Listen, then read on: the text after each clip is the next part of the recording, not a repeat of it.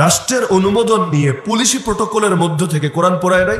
জানেন না আপনারা? সেই সুইডেনে সুইডিশরা আল্লাহর কিতাব কালামুল্লাহ কোরআন পড়ায় নাই? অনেকে জানেই না যে পড়িয়েছে, তাতে আমার কি? আমার ঘর তো আর পড়ায় নাই, আমার জামা তো আর পড়ায় নাই, আমার ঘুম তো আর পড়ায় নাই, আমি তো ভালো আছি। আরে জমিনে যদি কোরআন পড়ানো হয়, আপনার মতো মুসলমান দুনিয়া থাকলে কি আর না থাকলে? ইমাম মালিক রহমতুল্লাহ আলী এতকাল আগে বলেছিলেন, আল্লাহর নবীর ইজ্জতি যদি ধরে না রাখতে পারে, নবীকেই যদি গালিগালাজ করা হয়, উম্মত দুনিয়ায় বেঁচে থাকার দরকারটা কি?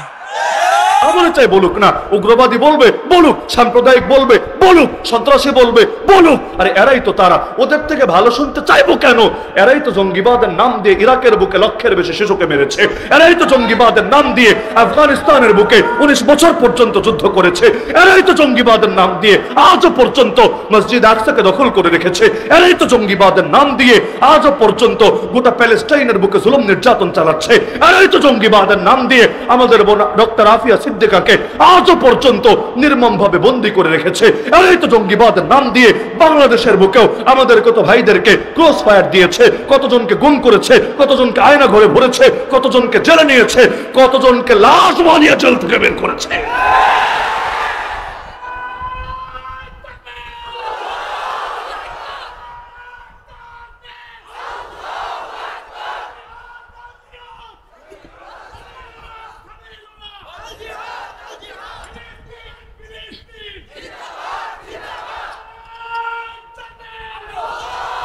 আর ওদের চোখে ভালো হতে চাইবো কোন দুঃখে?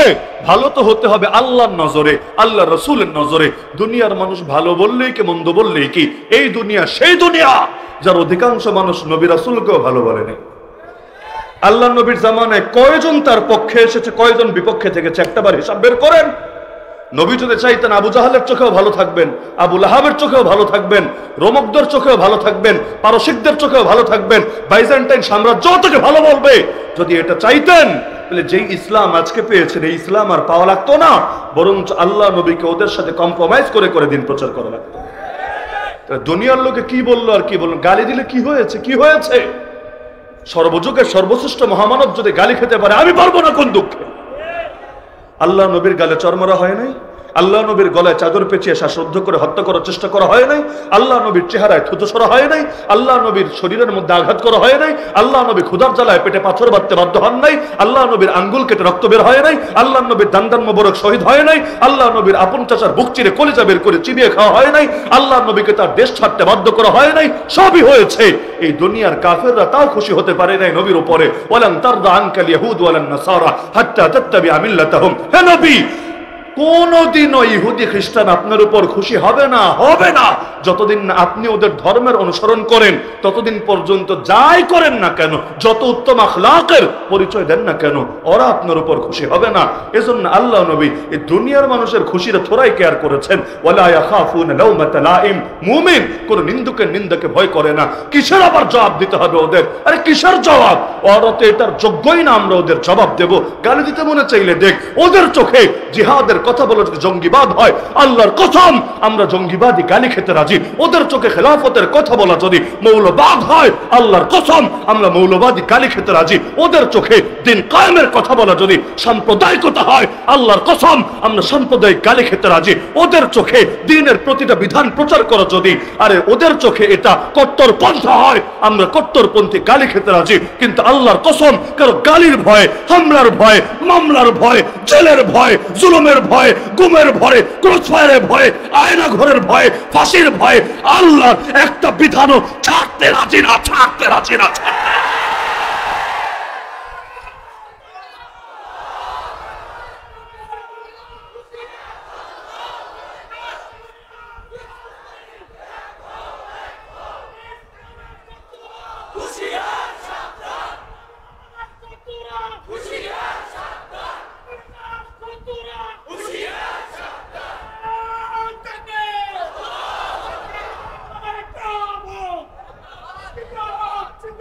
আল্লাহ রাসূল সাল্লাল্লাহু আলাইহি ওয়াসাল্লাম জিজ্ঞাসা করলেন, যদি না পাও তাহলে কি হবে?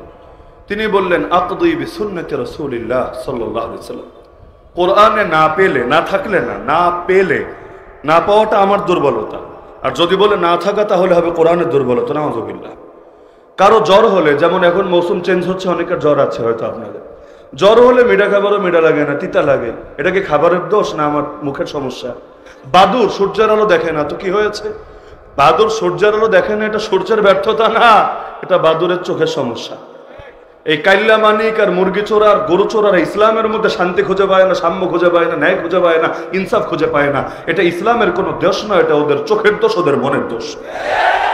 তাহলে না থাকা ভিন্ন জিনিস, না পাওয়া। যেমন ধরেন এই মুরগি চোরার নামটা বারবার আসলে আমার মনে আসে, কারণ আমি তারে ভুলি কিভাবে।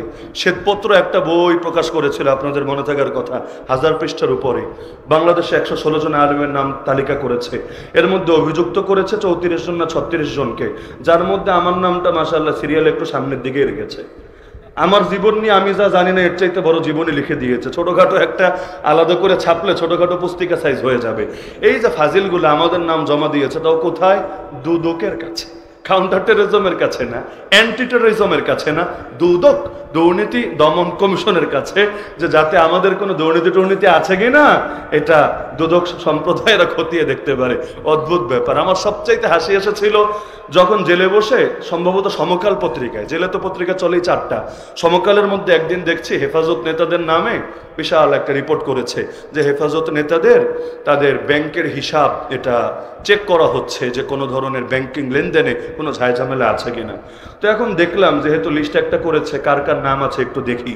তো এখন দেখতে শুরু করলাম, দেখি নাম দিয়েছে তো দিয়েছে ধুমায় দিয়ে যাচ্ছে। এর মধ্যে দেখি আমার নামও ভিতরে ঢুকিয়ে রেখেছে, যদিও আমি হেফাজত নেতা না, কিন্তু নেতা না হলেও এদের কাছে কি মনে হয়েছে আল্লাহ ভালো জানে ঢুকিয়ে দিয়েছে। ওদের চোখের আবার একটু দৃষ্টিশক্তি একটা আলাদা আলাদা। 5ই নভেম্বর ঢাকায় বড় মহাসমাবেশ হলো, স্মরণকালে স্মরণীয় একটা সমাবেশ। অধিকাংশ হলুদ মিডিয়া চিপায় চাপায় কোনো রিপোর্ট করে না এটা নিয়ে। আর এই যে পরশুদিন শুক্রবার কাকরাইলে ওই ভাইয়েরা তারা গিয়ে একটু নামাজ আদায় করলো, জুমার নামাজ, যদিও সংখ্যায় মহাসমাবেশের চাইতে বহুত কম, বহুত কম, বহুত কম। আপনাদের কাছে বেশি মনে হয় না? কম, বহুত কম। কিন্তু প্রথম অন্ধকার, প্রথম কালো দেখে এটা নিয়ে রিপোর্ট করেছে, সবাই রিপোর্ট করে দিয়েছে, বড় বড় রিপোর্ট, তাদের চোখে এটা ধরা পড়েছে। এই পাগলা মোস্তফা সরোয়ার ফারুকিরা যখন বানালো, পাগলা বললাম কেন? কারণ পাগল না হলে ফ্যাসিবাদের দালালি করে আবার উপদেষ্টা সাজে কোন লজ্জায়? মানে ন্যূনতম যদি কমন সেন্স থাকে, ন্যূনতম যদি মাথার মধ্যে আর সুস্থ রুচি আর সুস্থ মস্তিষ্ক থাকে, বর্ডার দিয়ে না পারলে নাই, অন্তত একটু চুপ থাকবে, শাটডাউন থাকবে। কারণ বিগত 16 বছর কি চাটাচাটি করেছে, নিজে তো চেটে বৌরে দিয়ে পর্যন্ত চাটিয়েছে, কি করেছে এতকাল পর্যন্ত, এগুলো কি পাবলিক এত সহজেই ভুলে যাবে? আর এই সরকার এখন যারা আছে, ইন্টারিম গভর্নমেন্ট, এদের তো সাংবিধানিক কোনো বৈধতাই নাই। এদের একমাত্র বৈধতা হলো গণ অভ্যুত্থান, যেটা বাস্তবতা। সাংবিধানিক ভাবে তো আছে নাকি এদের নামে কোনো বৈধতার কোনো পয়েন্ট আছে সংবিধানে? পুরো তন্ন তন্ন করে খুঁজে পারলে দেখেন নাই, সাংবিধানিক বৈধতা নাই। এরা নির্বাচিতও না জনগণের দ্বারা, কারণ সংবিধান তো এখানে জনগণের সার্বভৌমত্ব দিয়েছে।